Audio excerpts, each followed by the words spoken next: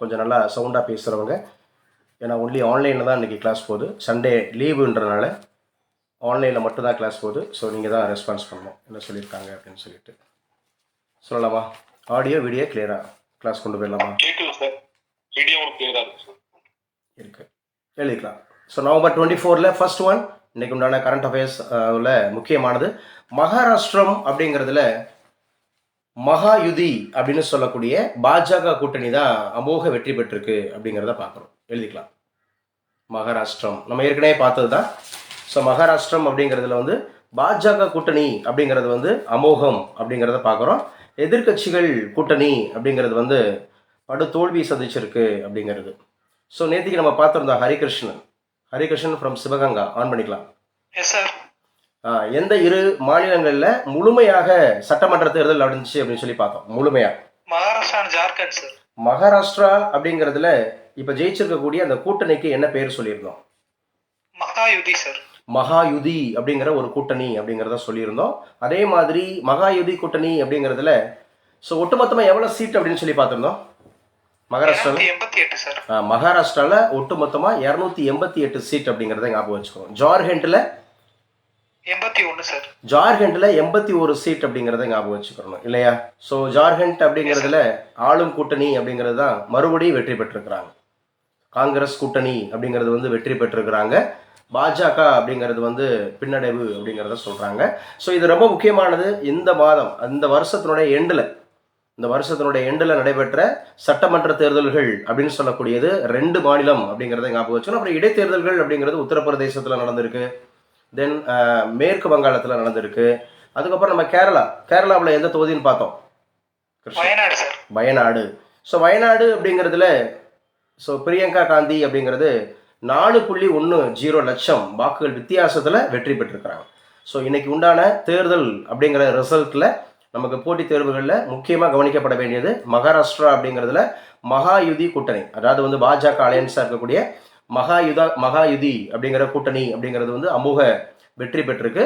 அதே மாதிரி ஜார்க்கண்ட் அப்படிங்கிற மாநிலத்தில் காங்கிரஸ் கூட்டணி அப்படிங்கிறது வெற்றி பெற்றிருக்கு. அதே மாதிரி கேரளாவில் அந்த இடைத்தேர்தல் அப்படிங்கிறதுல வயநாடு அப்படிங்கிற அந்த எம்பி தொகுதியில் பிரியங்கா காந்தி 4.10 லட்சம் வாக்குகள் வித்தியாசத்தில் வெற்றி பெற்றிருக்கிறார் அப்படிங்கிறத நம்ம பார்க்குறோம். ஸோ ஃபஸ்ட்டு நம்ம டீட்டெயிலாக பார்க்க வேண்டியது மகாராஷ்டிரா. எழுதி வச்சுக்கலாம். மகாராஷ்டிராவில் ஒட்டு மொத்தமாக இருக்கக்கூடிய 288 சீட்ஸ். கொஞ்சம் குயிக்காக எழுதுங்க. நோட்ஸ் எடுக்கிறீங்களா எல்லாரும்? எடுங்கம்மா. ஸோ நோட்ஸ் எடுத்துக்கங்க, ஜெயிக்கலாம் இந்த மாதிரி சொல்லக்கூடியது. மகாராஷ்டிரா அப்படிங்கிற மாநிலத்தில் ஒட்டுமொத்தமாக இருக்கக்கூடியதுக்கு 288 சீட்டு. அந்த 288 அப்படிங்கிற சீட்டில் 145 இடங்கள் அப்படிங்கிறது மெஜாரிட்டி. ஒரு ஆட்சி அமைப்பதற்கு தேவையான சீட்ஸ் அப்படிங்கிறது 145. 145 இருந்தால் நம்ம வந்து நம்ம என்ன பண்ணலாம் அப்படின்னா ஆட்சி அமைக்கலாம். ஆனால் பாஜக மட்டும் 132 இடங்கள் எடுத்திருக்கு. எழுதி வச்சுங்க. அப்போ அறுதி பெரும்பான்மை அவங்க மட்டும் தனியாக ஆட்சி அமைக்க முடியாது. ஆனால் மிகப்பெரிய இது வெற்றி. இது 132. பாஜக இப்ப கொஞ்சம் பிரேக் ஆனிச்சு சார். எவ்வளவு சார் அந்த கவுண்ட் சீட்டு? Sorry sir. தம்பி சொல்லுங்கப்பா. இல்ல சார், அந்த சீட்டு கவுண்ட் சொன்னீங்களே சார், அது எனக்கு அப்போ கேட்கும்போது பிரேக் ஆயிருச்சு. கவுண்ட் மட்டும் சொல்லுங்க. 288 ஒட்டு மொத்தம் 288.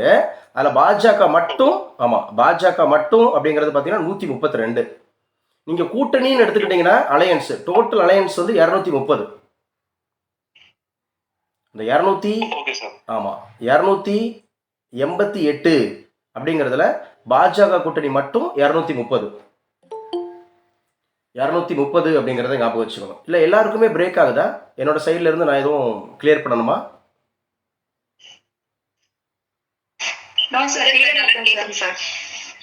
ரெகானா கிளியரா இருக்கு அப்படிதானே? எல்லாருக்கும் கிளியரா இருக்கு.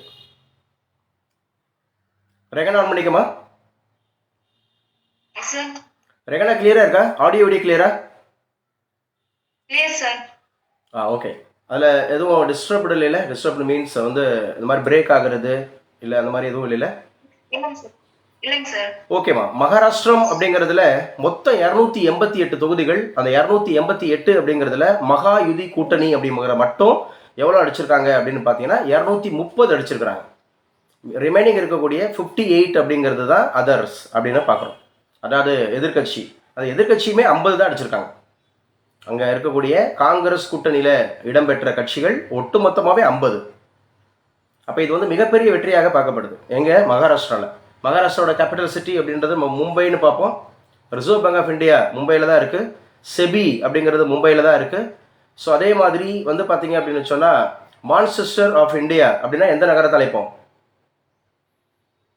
மும்பை சார். மும்பை, மகாராஷ்டிராவில் இருக்கக்கூடிய மும்பை அப்படிங்கிறதான் பார்ப்போம். ஸோ அந்த அடிப்படையில் நீங்கள் நல்லா புரிஞ்சு வச்சுங்க. மகாராஷ்டிரத்தில் காங்கிரஸ் அப்படிங்கிறதோடைய கூட்டணி அப்படிங்கிறது வந்து 50 எடுத்திருக்கிறாங்க. மகாயுதி கூட்டணி அப்படிங்கிற பிஜேபி வந்து பார்த்தீங்கன்னா 230 எடுத்திருக்கிறாங்க. அதில் பாஜக மட்டும் 132, 132 சீட்ஸ். சிவசேனா மட்டும் 57 சீட்டு. சிவசேனா மட்டும் 57 சீட்டு. சரி, இங்கே இருக்கக்கூடிய மகாயுதி கூட்டணியில் சிவசேனா அப்படிங்கிற சார்பில் எந்த பிரிவு? ஏன்னா சிவசேனாவில் 2 பிரிவு இருக்கு. ஏக்நாத் சிண்டே, ஏன்னா முன்னாள் முதலமைச்சர் ஏக்நாத் சிண்டே அவருடைய தலைமையிலான அப்படின்னு தான் சொல்லியிருக்கிறாங்க. 57 அடிச்சிருக்காங்க அவங்க. ஏக்நாத் சிண்டே வந்து 57. இது மிகப்பெரிய பின்னடைவு தான் அவங்களுக்கு. சிவசேனா அப்படிங்கிறது 57 தான் அடிச்சிருக்கிறாங்க, 57. அடுத்து அதே மாதிரி தேசியவாத காங்கிரஸ் 2 உடைச்சிருந்தாங்க இல்லையா? தேசியவாத காங்கிரஸ் அந்த 2 இது யார் யாரோட இதுல? அப்ப அஜித் பவார் எந்த பக்கம் நிக்கிறாரு? பிஜேபி கூட இருக்காங்க சார். மகாயுதி கூட்டணி அப்படின்னு சொல்லிட்டு பிஜேபியில் இருக்கிறார். அவங்களுடைய கட்சி தேசியவாத காங்கிரஸ் அஜித் பவாரோடது 41 சீட் எடுத்திருக்காங்க. அப்போ 132, அதுக்கப்புறம் 57, அதுக்கப்புறம் 41, டோட்டலாக வந்து பார்த்தீங்கன்னா 230 அப்படிங்கிறத ஞாபகம் வச்சுக்கணும். ஆனால் ஆட்சி அமைக்கிறதுக்கு தேவையான மெஜாரிட்டிங்கிறது ஒன்லி 145 தான். பாஜக 132 இடங்களை பிடிச்சிருக்காங்க. இன்னும் 13 இருந்துச்சுன்னா அவங்களே தனிப்பட்ட மெஜாரிட்டியில் இருந்திருப்பாங்க. இப்போ பாஜக 132, சிவசேனை சிண்டே ஏக்நாத் சிண்டே அவங்களுடைய பிரிவில் 57, தேசியவாத காங்கிரஸ் அப்படிங்கிறது அஜித் பவார் அவங்களுடைய கட்சியில் 41, ஒட்டுமொத்தமாக 230 அப்படிங்கிறத ஞாபகம் வச்சுக்கணும். இந்த பக்கம் காங்கிரஸோட அலையன்ஸில், ஸோ காங்கிரஸோட அலையன்ஸில் எழுதி வச்சுங்க, டோட்டலாக அவங்க வந்து 50 அப்படிங்கிறத எடுத்திருக்காங்க, 50. ஸோ டோட்டலாக 50 அப்படிங்கிற சீட்டை பிடிச்சிருக்காங்க. அந்த 50 சீட் அப்படிங்கிறதுல சிவசேனா, ஸோ இங்கே காங்கிரஸ் கூட்டணியில் சிவசேனா யாரு? எந்த பிரிவு? எக்ஸாக்ட்லி கரெக்ட், உத்தவ் தாக்கரே அப்படிங்கிறத வச்சுக்கிறோம். அதே மாதிரி தேசியவாத காங்கிரஸ்ல சரத்பவார் அப்படிங்கிறது வருவார். சரத்பவார் அப்படிங்கிறது வருவார். அதே மாதிரி ஸோ சிவசேனா வந்து ஒரு 20 இடங்களும், காங்கிரஸ் அப்படிங்கிறது ஒரு 16 இடங்களும், 16 இடங்களும். தேசியவாத காங்கிரஸ் அப்படிங்கிற சரத்பவார் கட்சி, தேசியவாத காங்கிரஸ் அப்படிங்கிற சரத்பவார் கட்சி அப்படிங்கிறது கிட்டத்தட்ட ஒரு 10 சீட்ஸ், 10 சீட்ஸ் அப்படிங்கிறத அடிச்சிருக்காங்க. 10 சீட் அடிச்சிருக்கிறாங்க. அதுக்கப்புறம் சமாஜ்வாதி அது ஒரு 2 சீட் பெற்றிருக்காங்க. சமாஜ்வாதி அவங்க 2 சீட் அப்படிங்கிறத அடிச்சிருக்கிறாங்க. It is very very important for all our competitive examinations. So competitive எக்ஸாம்ஸில் ரொம்ப முக்கியமானது அப்படிங்கிறத எடுத்துக்கலாம். சமாஜ்வாதி ஆல்ரெடி எந்த மாநிலத்தில் அவங்க வந்து பார்த்தீங்கன்னா அறுதி பெரும்பான்மையாக இருக்கிறாங்க? ஹரிகிருஷ்ணன், உத்தரப்பிரதேஷ். ஸ்ரீநிதி சௌமியா, உத்தரப்பிரதேஷ் சார். ஸ்ரீநிதி சௌமியா ஆன் பண்ணிக்கலாம். ஓகே, மகாராஷ்டிரம் அப்படின்னு சொல்லக்கூடியதனுடைய முன்னாள் முதலமைச்சர் யாரா இருந்தா? ஏக்நாத் சிண்டே எந்த கட்சியில இருந்தாரு? சிவசேனா. அவங்களுக்கு என்ன சின்னம் ஒதுக்கப்பட்டிருந்துச்சு? பவ் அண்ட் ஆரோ அப்படிங்கிற அந்த வில் அம்பு அப்படிங்கிறது நம்ம ஏன்ஷியன் இந்தியால யாருடைய அந்த இருக்கக்கூடிய சின்னமாக இருந்துச்சு? சேரர்கள் அப்படிங்கிறது. சேரர்களுடைய தலைநகரம் இது வஞ்சி, கரூர்னு சொல்லுவோம் இல்லையா, வஞ்சி. இந்த வஞ்சி அப்படிங்கிற கரூர் அப்படிங்கிறது தான் அவங்களுடைய தலைநகரமாக இருந்தது அப்படி சொல்லி நம்ம பார்க்கிறோம் இல்லைங்களா? ஸோ ரொம்ப முக்கியமானது அப்படிங்கிறத ஞாபகம் வச்சுங்க. ஸோ மகாராஷ்டிரத்தில் பாஜக கூட்டணி அமோகம் அப்படிங்கிற பார்க்குறோம். ஸோ பாஜக கூட்டணி ஒட்டுமொத்தமாக 230 சீட் எடுத்திருக்கிறாங்க. முக்கியம், பாஜக மட்டும் 132 எடுத்திருக்கிறாங்க. ஸோ சிவசேனை சிண்டே அவங்களுடைய குரூப் வந்து 57, தேசியவாத காங்கிரஸ் அஜித் பவாருடைய கட்சி 41. ஸோ ஒட்டுமொத்தமாக 230. ஸோ எதிர்கட்சியாக இருக்கக்கூடிய அந்த என்டிஏ கூட்டணி அப்படிங்கிறது வந்து 50 சீட்டு பிடிச்சிருக்கிறாங்க. அந்த 50ல் சிவசேனா உத்தவ் தாக்கரே பீரியட் அவங்களுடைய இதில் 20, காங்கிரஸ் அப்படிங்கிறது 16. ஸோ அதே மாதிரி வந்து பார்த்தீங்கன்னா தேசியவாத காங்கிரஸ் சரத்பவாருடைய கட்சி ஒரு 10, சமாஜ்வாதி அப்படிங்கிறது வந்து ஒரு 2, மார்க்சிஸ்ட் கம்யூனிஸ்ட் 1, அகில இந்திய மஜ்லிஸ் கட்சி 1. அகில இந்திய மஸ்லிஸ் கட்சி 1, பிற கட்சிகள் 8ன்னு சொல்லியிருக்காங்க. பிற கட்சி அப்போ அவங்களுடைய அலையன்ஸில் 50. ஸோ பிற கட்சிகள் 8 அப்படிங்கிறத ஞாபகம் வச்சுங்க. ஸோ இதுதாங்க. அப்போ இது வந்து என்னென்ன அப்படின்னு சொல்லிட்டு மகா விகாஸ் அகாடி அப்படின்னு சொன்னாங்க. எதிர்கட்சியோட கூட்டணிக்கு பேர், அதுக்கு பேர் மகா விகாஸ் அகாடி. இந்த ரெண்டு கேட்பாங்க, மகா யுதி, மகா விகாஸ் அகாடி. மகா விகாஸ் அகாடி அப்படிங்கிறத ஞாபகம் வச்சுக்கணும், எதிர்கட்சிகளுடைய கூட்டணி. ஓகே, அடுத்து நம்ம பார்க்க போறோம். ஸோ ஜார்க்கண்ட் அப்படிங்கிற மாநிலத்தில் எந்த மாதிரி தேர்தல் முடிவுகள் வந்திருக்கு அப்படிங்கிறத நம்ம பார்க்கலாம். ஜார்க்கண்ட் மாநிலத்தில் எந்த மாதிரி தேர்தல் முடிவுகள் வந்திருக்கு அப்படிங்கிறத நம்ம பார்க்கலாம். ஸோ எந்த மாதிரி யார் யார் வந்திருக்கிறாங்க அப்படிங்கிறத நம்ம ஞாபகம் வச்சுக்கலாம். ஸோ ஜார்க்கண்ட் மாநிலத்தில் ஒட்டுமொத்தமாக எத்தனை தொகுதிகள் அப்படி சொல்லி பார்த்தோம்? 81. அந்த 81ல் காங்கிரஸ் கூட்டணி மட்டும் 56 அப்படிங்கிறத ஞாபகம் வச்சுக்கோங்க. 56ங்க, 56. ஸோ இதில் அந்த ஜார்க்கண்ட் முக்தி மோர்ச்சா அப்படிங்கிறது தான். ஸோ ஜார்க்கண்ட் முக்தி மோர்ச்சாவில் தற்போதைய முதலமைச்சராக இருந்தவர் யாரு?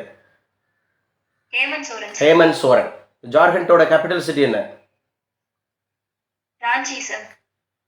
ராஞ்சி. ஜார்க்கண்ட் மாநிலத்தோட கேபிட்டல் சிட்டி வந்து ராஞ்சி. ஜார்க்கண்ட் மாநிலம் எந்த ஆண்டு உருவாக்கப்பட்டது? 2000. எந்த மாநிலத்திலிருந்து பிரிக்கப்பட்டுச்சு? பீகார்ன்றதுல இருந்து எந்த தேதியில பிரிக்கப்பட்டுச்சு? நவம்பர் 15 அப்படிங்கிறது ஞாபகம் வச்சுக்கணும். ராஞ்சி அப்படிங்கிறது ஜார்க்கண்ட் அப்படிங்கிறது ஞாபகம் வச்சுங்க. அதில் ஒட்டு மொத்தமாக 81 சீட்டு, நம்ம லெஜிஸ்லேட்டிவ் அசம்பிளி சீட்ஸ் வந்து மொத்தம் 81. அதில் ஜார்க்கண்ட் முக்தி மோர்ச்சா அப்படிங்கிறது வந்து 34 அடிச்சிருக்கிறாங்க. மொத்தம் 56ல் 56ல் ஜேஎம்எம் அப்படின்னு சொல்லக்கூடிய ஜார்க்கண்ட் முக்தி மோர்ச்சா மட்டும் 34 சீட் அடிச்சிருக்கிறாங்க. காங்கிரஸ் வந்து 16 சீட் அடிச்சிருக்கிறாங்க. காங்கிரஸ் அப்படிங்கிறது வந்து 16 சீட் அடிச்சிருக்கிறாங்க. ராஷ்ட்ரிய ஜனதாதள் ஆர்ஜேடி அப்படிங்கிற ராஷ்ட்ரிய ஜனதாதள் ஒரு 4 சீட் அடிச்சிருக்கிறாங்க. யாரு ஆர்ஜேடியோட தற்போதைய தலைவர்? யாரு? தேஜஸ்வி யாதவ். அவரை ஞாபகம் வச்சுக்கணும். தேஜஸ்வி யாதவ் கட்சி 4 சீட் அடிச்சிருக்கிறாங்க. அதே மாதிரி இந்திய கம்யூனிஸ்ட் கட்சி, அந்த லெனினிஸ்ட் பார்ட்டின்னு சொல்லுவோம், லெனினிஸ்ட் பார்ட்டி அப்படிங்கிறது அவங்க ஒரு 2 சீட் அடிச்சிருக்கிறாங்க. அவங்க ஒரு 2 சீட்டு அப்படிங்கிறத அடிச்சிருக்கிறாங்க அப்படிங்கிறத பார்த்துங்க. அவங்க 2 சீட் அடிச்சிருக்கிறாங்க அப்படிங்கிறத பார்த்துங்க. இது ஜார்க்கண்ட் மாநிலத்தில் ஒட்டு மொத்தமாக 81 சீட்டில். அடுத்து பாஜக கூட்டணி ஜார்க்கண்டில் எவ்வளோ சீட் அடிச்சிருக்காங்கன்னா, கூட்டணியே 24 அடிச்சிருக்காங்க. ஜார்க்கண்டில் கூட்டணியே 24. அதில் பாஜக மட்டும் 21. பாஜக மட்டும் 21 பேர் உள்ள போகிறாங்க. ஜார்க்கண்டில் பாஜக மட்டும் 21 பேர் உள்ள போகிறாங்க. சரியா? அதுக்கப்புறம் ஐக்கிய ஜனதாதளம் அப்படிங்கிறது எந்த மாநிலத்தில் ஆட்சியில் இருக்குன்னு சொல்லி பார்த்தோம். ஐக்கிய ஜனதாதளம் அப்படிங்கிறது எந்த மாநிலத்தில் ஆட்சியில் இருக்கு? பீகாரில். அது யாரு? அதோட கட்சி தலைவர் யாரு? நிதிஷ்குமார் அப்படிங்கிறது ஞாபகம் வச்சுக்கணும். பீகாரோட கேபிட்டல் சிட்டி எது? பாட்னாவோட பழைய பேர் எது? பாடலிபுத்திரம் அப்படிங்கிறது யாருடைய பழங்கால தலைநகரமாக இருந்துச்சு? குப்தாஸோட 2வது தலைநகரம் எது?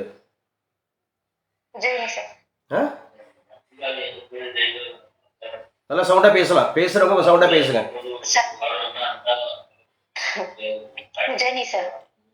உஜ்ஜயினி. ஸோ 2வது தலைநகரம் அப்படிங்கிறது உஜ்ஜயினி. ஸோ குப்த பேரரசை தோற்றுச்சோர் யாரு? மற்றவங்க யாராவது சொல்லலாம். அவங்கள்ட்ட டிஸ்டர்பன்ஸா இருக்கு. யார்? ராஜேஸ்வரியா பேசிட்டு இருக்கிறது. ராஜேஸ்வரி டிஸ்டர்ப்டா இருக்குமா? கிளாஸ் அட்டன் பண்ணுறது தனியான இடத்துல, யாருக்கும் டிஸ்டர்ப் இல்லாத இடத்துல பண்ணணும். ஏன்னா நம்ம வந்து இங்கே லைவ் கொடுக்குறோம் அப்படிங்கிற மாதிரி. வேற யாராவது ஆன் பண்ணிக்கலாம். சார் என்ன கேளுங்க சார், குப்தர்களை பற்றி என்ன கேளுங்க, நான் சொல்கிறேன். குயிக், கொஞ்சம் வேகமா. ரிகானா பர்வீனை தவிர்த்து வேற குப்தர்கள் நம்ம நடத்தி முடிச்சாச்சு, டெஸ்ட் வச்சாச்சு. சுகன்யா தவிர வேற நடத்தி இருக்கிறோம், டெஸ்ட் வச்சிருக்கிறோம், திரும்ப படிச்சிருக்கிறோம். பட் பதில் சொல்றதுக்கு ரெடியா இல்லை. அப்புறம் எப்படி பாஸ் ஆகுறது? நான் தெரிஞ்சா சொல்லுங்க, தெரியலன்னா தெரிஞ்சுக்கங்க. இந்த 2 பேர் தானே, ரெகானா அண்டு இது யாரு? சுகன்யா. ரெண்டு பேருக்கு மட்டும்தான் நம்ம வந்து கிளியரா நடத்திருக்கிறோம். நீங்க மட்டும்தான் பாஸ் ஆகணும்னு நினைக்கிறீங்களா? மித்தவங்களாம் வேடிக்கை பார்த்துட்டு இருப்பீங்களா? ஸோ அடுத்துல வச்சுங்க. வயநாடு ஸோ வயநாடு அப்படிங்கிறது நமக்கு கேரளாவில் இருக்கக்கூடிய இடைத்தேர்தல் நடந்த ஒரு ஒரு பிளேஸ் அப்படிங்கிற மாதிரி பார்க்குறோம். ஸோ 4.10 லட்சம் வாக்குகள் வித்தியாசத்தில் ஜெயிச்சிருக்காங்க. யார் சார் அப்படின்னு கேட்டால் இது வந்து ராகுலை விஞ்சினார் பிரியங்கா. ராகுலை விட பிரியங்கா காந்திக்கு அநேகர் அந்த மாதிரி இருக்கக்கூடியது ஆதரவு தெரிவிச்சிருக்கிறாங்க. ராகுல் காந்தியை விட, ஏன்னா ராகுல் காந்தி தான் முன்னாள் எம்பியாக இருந்தார். ஸோ அவர் 2 தொகுதியில் வெற்றி பெற்றிருந்தார். ஒன்று வந்து பார்த்தீங்கன்னா ரேபரேலி அப்படிங்கிற ஒரு தொகுதி. ரேபரேலி அப்படிங்கிறது உத்தரப்பிரதேசத்தில் இருக்கக்கூடிய ஒரு தொகுதியில் அவர் வந்து நின்று ஜெயிச்சிருந்தார். அதுக்கப்புறம் நம்ம ஊரில் கேரளா அப்படிங்கிற தென்னிந்தியாவில் கேரளா அப்படிங்கிறதுல ஜெயிச்சிருந்தார். ஸோ அதனால் ஒரு எம்பி 2 இடத்துல இருக்க முடியாது. அப்போ ஒரு இடம் தான் அப்படிங்கிற போது அவர் வயநாடு அப்படிங்கிறத கேன்சலேஷன் பண்ணார். ஸோ அதுக்கப்புறம் அவர் ரேபரேலி தொகுதியில் நீண்ட கால எம்பியாக இருந்தது யார்? ஆல்ரெடி பார்த்துருக்கோம். ஃபெரோஷா காந்தி அப்படிங்கிறது யாருடைய கணவர்? இந்திரா காந்தியோட கணவர் அப்படிங்கிறத நம்ம பார்க்குறோம். இந்திரா காந்தியோட கணவர். இப்போ யார் இணைஞ்சிருக்கிறது? யார் இது? சவிதாங்கிற பேர் இணைஞ்சிருக்கிறது யாரு? இப்போ ரீசெண்டாக ஒரு ஸ்டூடெண்ட் இணைஞ்சிருக்கீங்க. இல்லை நான் தானா? யார் இது? Tamil TRP sir. Okay okay. So attend பண்ணிக்கமா. ஏன் லேட்டு? எவ்வளோ லேட்டு? ஸோ படிச்சுங்க. தமிழ் கிளாஸ் நடக்குதுன்னு எனக்கு தெரியலைங்க சார். இல்லைம்மா, தமிழ் கிளாஸ் நடத்தோன்னு இல்லை. நீங்கள் வந்து நமக்கு வந்து இப்போ சிலபஸ்லாம் சேஞ்ச் ஆகிருக்கு. நல்லா படிச்சுங்க. தமிழ் உங்களுக்கு இருக்குது, ஜிகே இருக்குது, அதுக்கப்புறம் வந்து சைக்காலஜி இருக்குது, அதுக்கப்புறம் மறுபடியும் வந்து பார்த்தீங்க அப்படின்னு சொன்னால் இது தமிழ் எலிஜிபிலிட்டி டெஸ்ட் இருக்குது. எல்லாமே நீங்கள் கிளாஸ் அட்டன் பண்ணணும். அப்போ தான் நம்ம ஜெயிக்க முடியும். சரியா? எல்லா கிளாஸ் அட்டன் பண்ணணும். ஜிகேவும் இருக்குது. அதில் நல்லா படிச்சுக்கணும். ஓகே. 4.10 லட்சம் வாக்குகள் வித்தியாசத்தில் பிரியங்கா காந்தி அப்படிங்கிறவங்க வயநாடு தொகுதி அப்படிங்கிறதுல வெற்றி பெற்றிருக்கிறாங்க. இது முக்கியமானது அப்படிங்கிறத பார்க்குறோம். அடுத்து நம்ம நவம்பர் 23 அப்படிங்கிறது எந்த கடல்ல நம்ம புயல் சின்னம் உருவாகிறதா சொல்லியிருந்தோம்? பே ஆஃப் பெங்கால் அப்படிங்கிறது. பொதுவா புயல்கள் அப்படின்னு சொல்லக்கூடியது இந்தியாவை பொறுத்தளவுல எத்தனை விதமா கிளாசிஃபை பண்ணப்படுது? 2 விதமா. ஒரு சைக்ளோன், ஆன்டி சைக்ளோன் அப்படிங்கிறது. ஸோ இந்த இடத்துல முக்கியமா இது தமிழகத்துக்கு தான் பலத்த மழை அப்படிங்கிற எச்சரிக்கையை கொடுத்துருக்குறாங்க. 28ஆம் தேதி வரை தமிழக கடலோர மாவட்டங்களில் அதிகமான மழை இருக்குன்னு சொல்லியிருக்காங்க. 28ஆம் தேதி வரை தமிழகத்துக்கு அதிகமான மழை அப்படிங்கிறது இருக்கும் அப்படின்னு சொல்லியிருக்காங்க. இது முக்கியமானது. அப்போ ஹேமந்த் சோரன் ஆட்சி அமைக்கிறார் எங்கே அப்படின்னு பார்த்தீங்கன்னா ஜார்க்கண்டில். மகாராஷ்டிராவில் பாஜக அலையன்ஸ் வந்து, அதாவது மகாயுதி கூட்டணி ஆட்சி அமைக்குது. யார் முதலமைச்சர்? ஆல்ரெடி அவங்க ஷிண்டே தான் அப்படின்னு சொல்லியிருந்தாங்க. மேபி இப்போது பாஜக 132 இடங்களை அதிகமாக பிடிச்சிருக்கிறதுனால யார் முதலமைச்சராக இருப்பா, யார் துணை முதலமைச்சராக இருப்பா அப்படிங்கிறத வெயிட் அண்ட் சி. நம்ம வெயிட் பண்ணி நம்ம பார்க்கலாம் அப்படிங்கிறத பார்க்கலாம். ஸோ அடுத்து நமக்கு முக்கியமானது கிராம சபை கூட்டங்கள் அப்படிங்கிறது நம்ம நேற்றுக்கு பார்த்துருந்தோம். நிகில், கிராம சபை கூட்டங்கள் அப்படிங்கிறது தமிழகத்தை பொறுத்தவரை எத்தனை கட்டமாக நடத்தப்படுது? எவ்வளோ நாட்கள் அப்படிங்கிறது நடத்தப்படுது?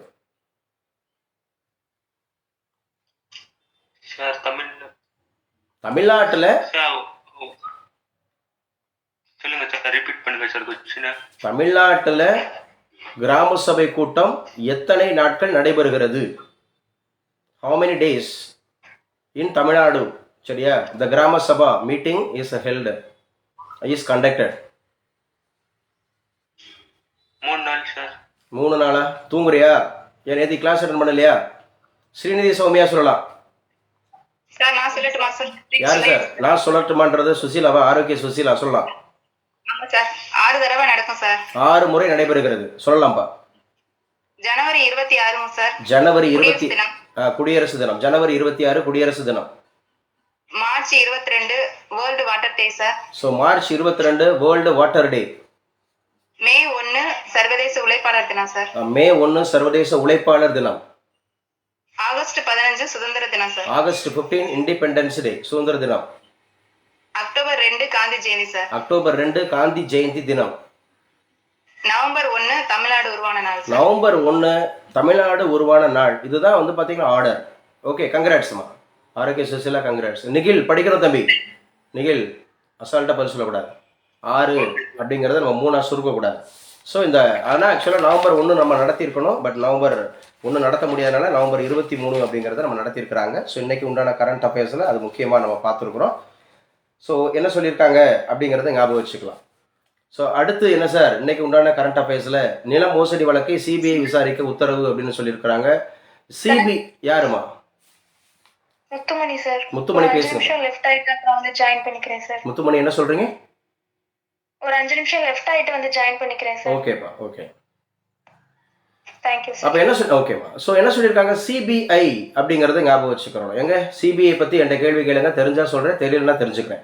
குயிக் கொஞ்சம் குயிக். சுசிலா சார். ஆரோக்கிய சுசிலா சொல்லுங்க. ஓகே, ஆரோக்கிய சுசிலாவோட ட்ரை பண்ணுங்க. சிபிஐயோட எக்ஸ்பான்ஷன் என்னமா? இந்த ஒரு நிமிஷம். Central bank India sir. Central bureau of investigation அப்படிங்கிறது சிபிஐங்கிறது கான்ஸ்டிடியூஷனல் பாடியா நான் கான்ஸ்டிடியூஷனல் பாடியா?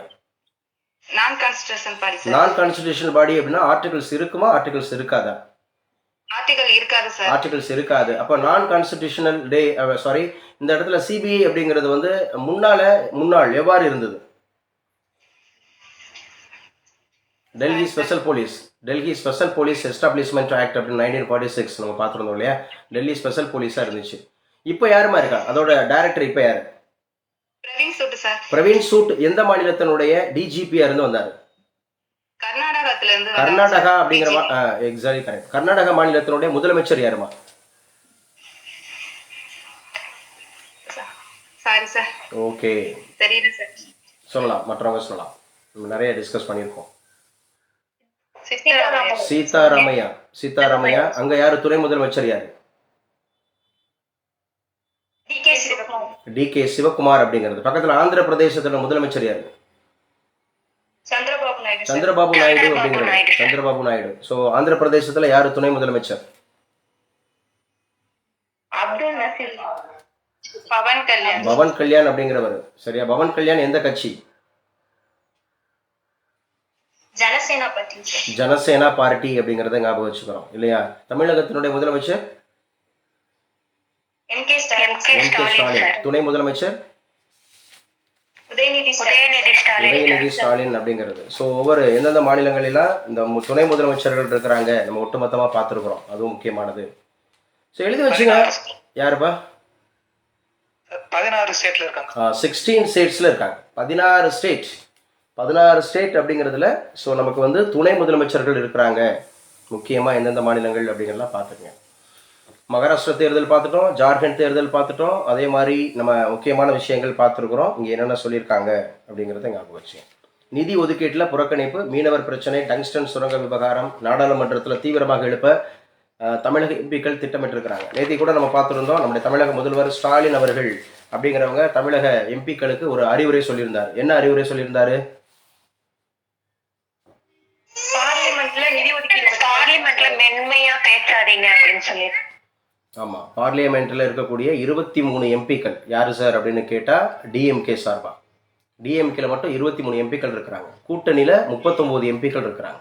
39 எம்பிக்களும் வந்து பார்த்தீங்க அப்படின்னு சொன்னால் மென்மையாக பேசக்கூடாது. கடந்த 10 ஆண்டுகளாக என்ன பண்ணுறாங்க, ஸோ நமக்கு கிடைக்க வேண்டிய நிதி அப்படிங்கிறதுல ஸோ அவங்க வந்து ஒதுக்க மாட்டுறாங்க அப்படிங்கிற மாதிரி குற்றச்சாட்டு சொல்லி மென்மையாக பேசக்கூடாது நல்லா அப்படின்ற மாதிரி சொல்லியிருந்தாங்க. ஸோ இந்த அடிப்படையில் ஞாபகம் வச்சுங்க. மகாராஷ்டிராவில் ஸோ பிரதமர் மோடி அவருடைய வளர்ச்சிக்கு கிடைத்த வெற்றி அப்படின்னு சொல்லியிருக்காங்க. ராகுல் காந்தி இது எதிர்பாராத முடிவு அப்படின்னு சொல்லியிருக்கிறார். அடுத்து முக்கியமானது ஞாபகம் வச்சுக்கணும். ஜார்க்கண்டில் பாஜகவின் சுழலில் சிக்காத ஜோரன் தம்பதி. ஸோ எல்லாருமே போட்டியிட்ட எல்லாருமே ஜெயிச்சிருக்காங்க. கணவர் மனைவி எல்லாருமே ஜெயிச்சிருக்கிறாங்க அப்படிங்கிறத பார்க்குறோம். அடுத்தாப்புல எழுதி வச்சுங்க. மும்பை தமிழர்களின் கேப்டன் யாருங்க இவர்? மும்பையோட தமிழர்களுடைய கேப்டன் அப்படின்னு சொல்லக்கூடிய தமிழ்ச்செல்வன். இவர் பாஜக சார்பில் போட்டியிட்டு 3வது முறையாக வெற்றி பெற்றிருக்கிறாருங்க. தமிழர்களுடைய கேப்டன் அப்படின்னு சொல்லக்கூடியவர். இவர் எந்த மாவட்டத்தை சார்ந்தவர் அப்படின்னா புதுக்கோட்டை மாவட்டத்தை சார்ந்தவர். எங்க நம்முடைய ஆன்லைன் கிளாஸில் புதுக்கோட்டை மாவட்டத்தில் இருக்கிறவங்க மட்டும் அட்டண்டன்ஸ் கொடுங்க பார்ப்போம். நான் புதுக்கோட்டை மாவட்டத்தை சார்ந்தவங்க அப்படின்ற மாதிரி இருக்கிறவங்க மட்டும் அட்டண்டன்ஸ் கொடுங்க. Rohini Pudukkottai district 1. Mahalakshmi sir. Mahalakshmi Pudukkottai district 2. Praveena sir. Praveena Pudukkottai district 3. அவ்வளோதானா? புதுக்கோட்டை டிஸ்ட்ரிக்ட். முத்துலட்சுமி இல்லையா? நிவேதா இல்லையா? நிவேதா இல்லை. பிரியதர்ஷினி இல்லையா? இல்லை. அகல்யா இல்லையா? யாருமா இருக்கா? ஏன் இவ்வளோ லேட் பண்ணுறீங்க? உங்களால் எவ்வளோ டிலே ஆகுதுன்னு பாருங்கள். புதுக்கோட்டை டிஸ்ட்ரிக்டில் நான் எதுக்காக உங்களை கேட்குறேன்னா, நீங்கள் ஆக்சுவலாக வந்து இப்போ இன்றைக்கி இன்டர்வியூ போயிருக்கீங்கன்னு வச்சுங்க. இப்போ தமிழ்நாடு அரசோ இல்லை சென்ட்ரல் கவர்மெண்ட்லேயோ ஏதோ ஒரு எக்ஸாம் எழுதி நீங்கள் இன்னைக்கு இன்டர்வியூ போயிருக்கீங்கன்னா நீங்கள் வேர் டூ யூ கம் ஃப்ரம் அப்படின்னு கேட்குறப்ப புதுக்கோட்டைன்னு வைங்க, புதுக்கோட்டை டிஸ்ட்ரிக்ட். அப்போனா இன்னைக்கு நியூஸ் பேப்பர் அவர் படிச்சிருப்பார், இன்டர்வியூ கேட்குறவர் படிச்சிருப்பார். அப்போ கேட்பார் மும்பை தமிழர்களின் கேப்டன் அப்படின்னு உங்கள் ஊருக்காரர் தான் அழைக்க போகிறார், அவர் யாருன்னு கேட்பாங்க. அப்போ நீங்கள் முழிச்சுட்டு இருக்கக்கூடாது. வேறு யாரும் இருக்கீங்களா புதுக்கோட்டை டிஸ்ட்ரிக்டில்? நான் சொன்ன புதுக்கோட்டை டிஸ்ட்ரிக்டில் நிவேதான்ற பொண்ணு இல்லையா? அதுக்கப்புறம் பிரியதர்ஷினிங்கிற ஒரு பொண்ணு இல்லையா? அதுக்கப்புறம் அகல்யாங்கிற ஒரு பொண்ணு இல்லையா? ஓகேங்களா? இல்லை முத்துலட்சுமி இல்லை, யாருமா?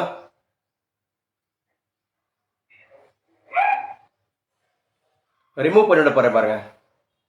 கிளாஸ் அட்டன் பண்ணும்போது கவனமாக அட்டன் பண்ணணும். என்ன யார் கிளாஸ் அட்டன் பண்ணுறா? யார் இந்த சார்னு கூப்பிட்டது?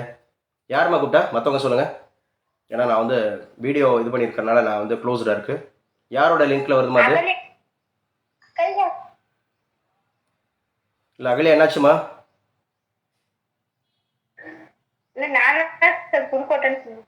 இல்லை நல்லா பேசுங்க, கிளியராக பேசுங்க. என்னாச்சு? அகல்யாவுக்கு பேச வராதா? இப்போ தான் கற்றுக்குறீங்களா? பேச கற்றுக்குறீங்களாப்பா அகல்யா? அப்படியே இது ஆன்லைன் கிளாஸ் இது வரைக்கும் நீங்கள் அட்டன் பண்ணதே இல்லையா? இப்போ தான் ஃபஸ்ட் டைம் அட்டன் பண்ணுறீங்களா?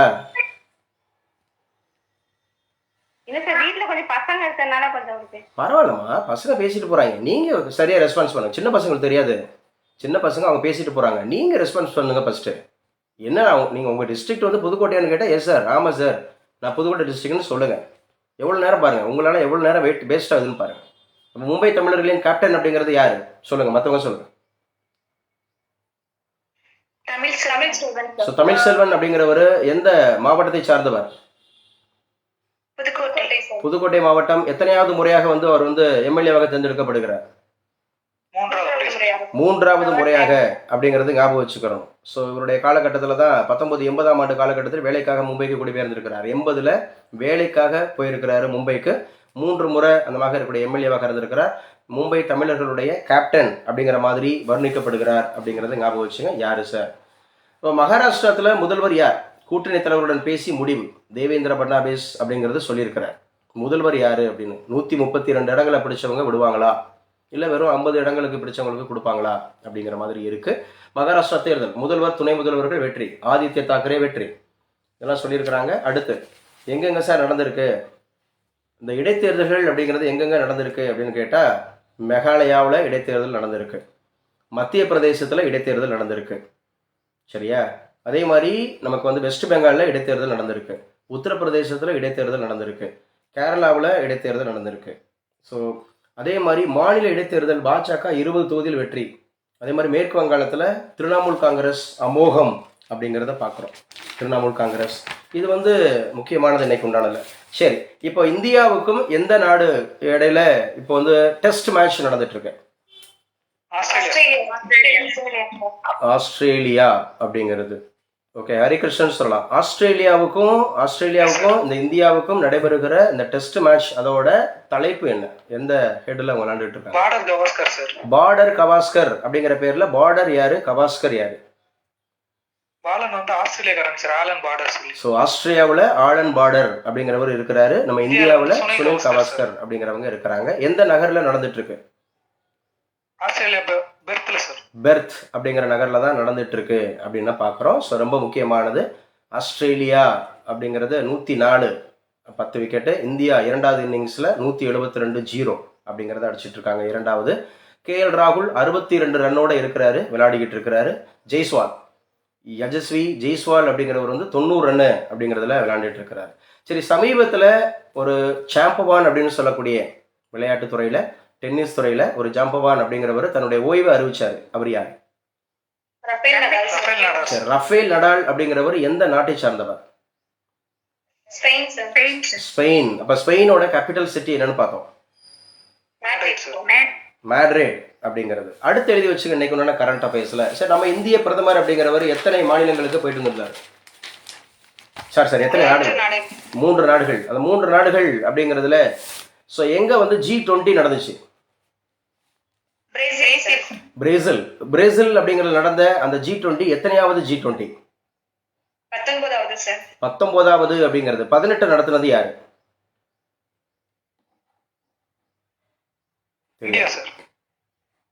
18 நடத்துனது இந்தியா. ஒருத்தர் பேசிட்டு இருந்தா தொடர்ச்சியா பேசுங்க, சரியா? தெரியலனா ஓகே. 17 நடத்துனது யார்? இந்தோனேஷியா. சரி, அப்ப 20 நடத்த போறது யார்? அதான் கேள்வி. South Africa sir. ஹரிஷூர் எஸ் சார். யாரு கன்ஃபார்ம் பண்றா? சவுத் ஆப்பிரிக்கான்னு கன்ஃபார்ம் பண்றது யாரு? சார் லாவண்யா கன்ஃபார்ம் பண்றேன் சார். லாவண்யா, சவுத் ஆப்பிரிக்காவோட கேபிட்டல் சிட்டி என்னன்னு தெரியுமா? தெரியல சார். ஓகே, தெரிஞ்சவங்க சொல்லுங்க. சவுத் ஆப்பிரிக்காவோட capital city Cape Town sir. Cape Town அப்படிங்கிறது குட். ஸோ சவுத் ஆப்பிரிக்காவோட அதிபர் யாருன்னு தெரியுமா? Cyril Ramaphosa. Exactly correct. Cyril Ramaphosa அப்படிங்கறத எடுத்துக்கணும். Cyril Ramaphosa.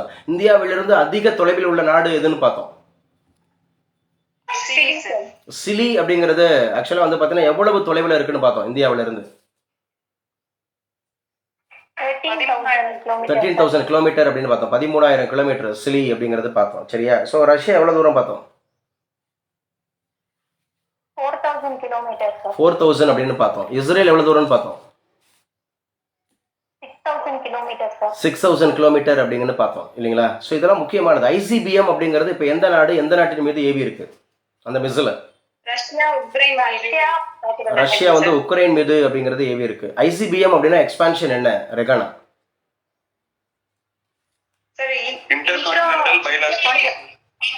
So intercontinental ballistic missile. அந்த இன்டர் கான்டினென்டல் பேலிஸ்டிக் மிசைல் அப்படிங்கிறது சவுண்டா இருக்குப்பா. இந்த இன்டர் கான்டினென்டல் பேலிஸ்டிக் மிசைல் அப்படிங்கிறது எவ்வளவு டிஸ்டன்ஸை தாக்கி அழிக்கக்கூடியது? 5,500 கிலோமீட்டர் சார். ஸோ 5,500. ஸோ நம்முடைய அக்னி 5 அப்படிங்கிறது எவ்வளோ ரேஞ்ச் வரைக்கும் போகக்கூடியது? 7,000 வரைக்கும். 7,000 வரைக்கும் போகக்கூடியது அப்படிங்கிறத பார்த்துருக்குறோம். இது எல்லாமே முக்கியம் அப்படின்னு சொல்லி பார்த்துருக்கோம். ககன்யான் ப்ராஜெக்ட் எதோட தொடர்புடையதுப்பா? ககன்யான் விண்வெளிக்கு மனிதர்களை அனுப்பும். ஸோ விண்வெளிக்கு மனிதர்களை அனுப்பும் திட்டம் யாரோடது? இந்தியாவோடது. இஸ்ரோ அதுக்கான முயற்சி எடுத்துட்டு இருக்கு அப்படின்னு பார்த்தோம். ஸோ அரசு முறை பயணமாக அடுத்து எழுதுங்க. அரசு முறை பயணமாக இந்தியா வருகிறார் பிரிட்டனோட மன்னர். அரசு முறை பயணமாக இந்தியா வருகிறார் பிரிட்டனோட மன்னர். யாருங்க இப்ப பிரிட்டன் மன்னர்? Charles 3 sir. சார்லஸ் 3, 3ஆம் சார்லஸ் எழுதி வச்சுக்கணும். பிரிட்டனுடைய மன்னர் 3ஆம் சார்லஸ். அவங்களுடைய மனைவி வந்து பாத்தீங்க அப்படின்னு கேட்டா கமிலா அரசு முறை பயணமாக இந்தியா வர்றாங்க. ஸோ முக்கியமானது, அவங்களுக்கு ஆல்ரெடி புற்றுநோய் அப்படிங்கிறது இருந்தது தெரிய வந்தது. அதற்காக அவங்க வந்து பண்ணியிருக்காங்க. சரி, அந்த அரச குடும்பத்தினுடைய அரண்மனையோட பேர் தெரியுமா? அரண்மனை அந்த பிரிட்டிஷ் மன்னனுடைய, பிரிட்டிஷ் அந்த ராணியோடைய, அவங்களுடைய அந்த பேலஸோட பேர் என்ன? தெரிஞ்சவங்க ஒருத்தர் கூட தெரியாதா? பக்கிங்காம் பேலஸ் அப்படின்னு சொல்லுவாங்க. பக்கிங்காம் பேலஸ் அப்படிங்கிறது ரொம்ப ரொம்ப முக்கியமானது அப்படிங்கிறத ஞாபகம் வச்சுங்க. பக்கிங்காம் அரண்மனை அப்படிங்கிறது. ஓகே, அப்போ உக்ரைன் அப்படிங்கிறதுல உக்ரைனில் முன்னேற்றத்தை விரிவுபடுத்தியது ரஷ்யா வந்து தொடர்ச்சியாக உக்ரைன் அடிச்சிட்டு இருக்காங்க. ஏன்னா ரஷ்யா அப்படிங்கிறது வந்து அமெரிக்கா அப்படிங்கிறது அது எதிர்ப்பு நாடாக இருக்குது. பிரிட்டன் அப்படிங்கிறது அதோட எதிர்ப்பு நாடாக இருக்குது. அதே மாதிரி வடகொரியா அப்படிங்கிறது ஆதரவு நாடாக இருக்குது. ஸோ இவங்கெல்லாம் யாரோட கூட்டணி சேர்றாங்க அப்படிங்கிறத நீங்கள் ரொம்ப கீனாக அப்சர்வ் பண்ணிட்டு இருக்கணும். அந்த அடிப்படையில் ரஷ்யா அப்படிங்கிறது ஒரு பக்கமாகவும் உக்ரைனுங்கிறது ஒரு பக்கமாகவும் எத்தனை நாட்களை கடந்து இந்த போர் நடந்துட்டு இருக்குன்னு சொல்லி பார்த்தோம். 1000. ஏன்னா கடைசியா பிப்ரவரி 24 அப்படிங்கிறதுல எந்த இயர்ல அது வந்து ஸ்டார்ட் பண்ணாங்க? 2022 பிப்ரவரி 24 அப்படிங்கிற டேட்ல ஸ்டார்ட் பண்ணி 1000 நாட்களை கடந்து மறுபடியும் தொடர்ச்சியா நடந்துட்டு இருக்கு அப்படிங்கிறத நம்ம பார்க்கிறோம், சரியா? அதே மாதிரி இஸ்ரேல் அப்படிங்கிறதுக்கும் பாலஸ்தீன் அப்படிங்கிறதுக்கும் எப்போது முதல்ல இந்த பிரச்சனை ஆரம்பிச்சது? அக்டோபர் 7, 2023. அக்டோபர் 7, 2023. 1 இயர் கடந்து தொடர்ச்சியா போயிட்டு இருக்கு. வெறும் காசாவுக்கும் இஸ்ரேலுக்கும் நடந்த சண்டை இன்னைக்கு முன்னேறி இன்னைக்கு வந்து இஸ்ரேல் சிரியான்னு போயிட்டு இருக்கு, இஸ்ரேல் லெபனான் போயிட்டு இருக்கு, இஸ்ரேல் பாலஸ்தீனான்னு போயிட்டு இருக்கு, இஸ்ரேல் ஈரான் போயிட்டு இருக்கு. இன்னும் சமீபத்தில் ஒரு குறிப்பிட்ட நாடுகள் அப்படிங்கிறது. ஸோ அருகாமையில் இருக்க நாடுகள் எல்லாரும் அந்த மாதிரி சேர்ந்து அப்போ தொடர்ச்சியாக இருக்கு. இப்போ யார் வந்து பார்த்தீங்கன்னா அமெரிக்காவினுடைய அதிபராக தேர்ந்தெடுக்கப்பட்டிருக்கிறார்? டொனால்ட் ட்ரம்ப் அப்படிங்கிறவர் எத்தனையாவது அந்த மக அதிபராக தேர்ந்தெடுக்கப்பட்டிருக்கிறார்? 47வது அதிபராக அவர் எப்போது பொறுப்பேற்கிறார்? ஜனவரி 20ங்க சார். ஜனவரி 20 அப்படிங்கிறது எத்தனையாவது முறையாக பொறுப்பேற்கிறார்? 2வது முறையாகும் சார். 2வது முறையாக. அங்க துணை அதிபர் யார்? Vice president JD Vance sir. JD Vance அப்படிங்கிறதுனுடைய மனைவி பெயர் என்னன்னு சொல்லி பார்த்தோம். Usha Vance sir. Usha Vance அப்படிங்கிறவங்க எந்த நாட்டோட அந்த வம்சாவளின்னு சொல்லி பார்த்தோம். இந்தியாவோட வம்சாவளிங்க சார். இந்தியாவோட வம்சாவளி. நேற்றைய தினம் ஒரு அட்டார்னி ஜெனரலாக ஒரு விமன் தேர்ந்தெடுக்கப்பட்டாங்க. அவங்க யாரு? Yes sir. மறந்தாச்சா? பமீலா ஃபமிலா பாண்டி சார். ஃபமிலா பாண்டியா. பாண்டி. நல்லா பேசுங்க. ஆமாங்க சார். பமீலா பாண்டின்னு வரும் சார். Okay, good. ஸோ அவங்க ஏற்கனவே அவங்களுக்கு மீது குற்றச்சாட்டு இருக்கு. அவங்க மீது குற்றச்சாட்டு இருக்கு. அதே மாதிரி ரொம்ப முக்கியமான எழுதி வச்சுங்க. இன்னைக்கு அமெரிக்காவினுடைய ஃபினான்ஸ் மினிஸ்டர், அமெரிக்காவினுடைய நிதி அமைச்சராகிறார் Scott Bessent. Scott SCOT Scott Bessent. Scott Bessent அப்படிங்கிறவர் தான் சரியா நம்முடைய அமெரிக்காவினுடைய நிதி அமைச்சராகிறார், ஃபினான்ஸ் மினிஸ்டர் ஆஃப் அமெரிக்கா. இவர் வந்து சர்வதேச முதலீட்டு நிபுணர் அப்படின்ற மாதிரி அழைக்கப்படுறாங்க. இன்டர்நேஷனலா இன்வெஸ்ட்மெண்ட் அப்படிங்கிறதோட எக்ஸ்பர்ட் அப்படின்னு அறியப்படுகிறார் ஸ்காட் பெசன்ட். அமெரிக்காவினுடைய நிதியமைச்சராக இவர் வந்து தேர்ந்தெடுக்கப்படுகிறார் அப்படிங்கிறது. ஸோ லெபனானில் முன்னறிவிப்பின்றி குண்டு வீசி இருக்கிறாங்க. 15 பேர் உயிரிழந்திருக்கிறாங்க. காசால ஒரே நாளில் மட்டும் 120 பேர் அப்படிங்கிறது இறந்துருக்கிறாங்க. ஸோ காசா தொடர்ச்சியாக அழிவை சந்தித்து வருகிறது. காசா அப்படிங்கிறது தொடர்ச்சியாக அழிவை சந்தித்து வருகிறது. ஸோ இது ரொம்ப முக்கியமானது அப்படிங்கிறத பார்க்குறோம். சரியா, இது ரொம்ப முக்கியமானது. ஸோ சமீபத்தில் எங்கே டங்ஸ்டன் அப்படிங்கிற மினரல்ஸ் அதிகமாக கிடைக்குது அப்படிங்கிற மாதிரி நம்ம சொல்லியிருந்தோம். அரிட்டாப்பட்டிங்க சார், மதுரை. மதுரை மாவட்டம் அரிட்டாப்பட்டி அப்படிங்கிறதுல அந்த கனிம சுரங்கம். ஆல்ரெடி தமிழக அரசு அந்த பகுதியை என்னவாக அறிவிச்சது? சார் பயோடைவர்சிட்டி அப்படின்ற மாதிரி அறிவிச்சாங்க சார். பயோடைவர்சிட்டி பல்லுயிர் மண்டலம் அப்படிங்கிற மாதிரி அரிட்டாப்பட்டியை அறிவிச்சிருந்தது உங்களுக்கு ஞாபகம் இருக்கும். ஸோ ஓவரால் என்ன சார் சொல்லியிருக்காங்க அப்படிங்கிறத ஞாபகம் வச்சுங்க. ஓகேங்க, இதுதான் இன்னைக்கு உண்டான கரண்ட் அஃபேர்ஸில் முக்கியமானது. நம்ம வந்து சரியாக 10:52 ஆகுது. 50 நிமிஷம் கரெக்டாக. நான் 10:02க்கு நான் ஆரம்பிச்சிருந்தேன். 50 நிமிஷம் அப்படிங்கிறது ஆயிருக்கு. இன்னைக்கு உண்டான பேப்பர்ஸில் முக்கியமாக நமக்கு தேவையான கரண்ட் அஃபேர்ஸை ஃபுல்லாகவே நம்ம ரீகலெக்ட் பண்ணியிருக்கோம். இன்னைக்கு 11:30 வரைக்கும் நமக்கு கிளாஸ் இருக்குன்னு சொல்லியிருக்கோம். ஒரே ஒரு செகண்ட் நான் அட்டண்டன்ஸ் எடுத்துக்கிறேன். அட்டண்டன்ஸ் எடுத்ததுக்கப்புறம் நம்ம அப்படியே நமக்கு தொடர்ச்சியாக நம்ம அடுத்த கிளாஸ் அப்படிங்கிறத கன்டினியூ பண்ணிக்கலாம். ஸோ நாளைக்கு நம்ம அகாடமியில் முக்கியமாக நவம்பர் 26 அப்படிங்கிறத முன்குறித்து இந்தியன் கான்ஸ்டிடியூஷன் டே அப்படிங்கிறதுக்கான ஸ்பெஷல் வினாடி வினா அப்படிங்கிறத ஏற்பாடு பண்ணியிருக்கிறோம். இந்திய அரசாங்கம் விளையாட்டுத்துறை மற்றும் இளைஞர் நலத்துறை சார்பில் நம்ம தென்றல் ஐஏஎஸ் அகாடமி மற்றும் இந்திய அரசு சரியா நேரு விகேந்திரா அப்படின்னு சொல்லக்கூடிய விளையாட்டு மற்றும் இளைஞர் நலத்துறை அமைச்சை சார்பாக நவம்பர் 26 அப்படிங்கிற இந்தியன் கான்ஸ்டிடியூஷன் அப்படிங்கிறதுக்கான டே நவம்பர் 26 செலிப்ரேட் பண்ணுவாங்க. அதை நம்ம நவம்பர் 25 நம்ம அகாடமியில் வச்சு ஸோ நம்ம வந்து வினாடி வினா இந்தியன் கான்ஸ்டிடியூஷன் சம்பந்தமான வினாடி வினா நடத்துகிறோம். So it will be very useful for all aspirants those who are எந்த எக்ஸாம் நீங்கள் எழுதுறதாக இருந்தாலும் இந்த இந்தியன் கான்ஸ்டிடியூஷன் டே அப்படிங்கிறதுனுடைய இந்த டேக்கான இந்த குவிஸ் அப்படிங்கிறது ரொம்ப உபயோகமாக இருக்கும். ஸோ இது போத் ஆன்லைன் அண்ட் ஆஃப்லைன் அப்படிங்கிற மாதிரி இருக்கலாம். இதில் ஃபர்ஸ்ட் 3 அப்படிங்கிறவங்க அடிக்கிறவங்களுக்கு கவர்மெண்ட்டோட வின்னர்ஸ் சர்டிஃபிகேட்டும் ஸ்பெஷல் ப்ரைஸ் அப்படிங்கிறது இருக்குது. ஸோ அதனால் நாளைக்கு நடத்த வேண்டிய நம்முடைய ப்ரிப்பரேட்டரி டெஸ்ட்டு, நாளைக்கு நம்ம அகாடமியில் நடத்த வேண்டிய preparatory test Indian polity, Indian history, Tamil இதெல்லாம் நமக்கு வந்து என்ன ஆகுது? ஸோ அடுத்த நாள் போஸ்ட்போன் ஆகுது. அது டியூஸ்டே அப்படிங்கிறது நமக்கு போஸ்ட்போன் ஆகுது. ஸோ அப்போ நாளைக்கு நமக்கு முழுக்க காலையில் எப்போ போல் 9:30 11:30 வரைக்கும் கிளாஸ் இருக்கும்.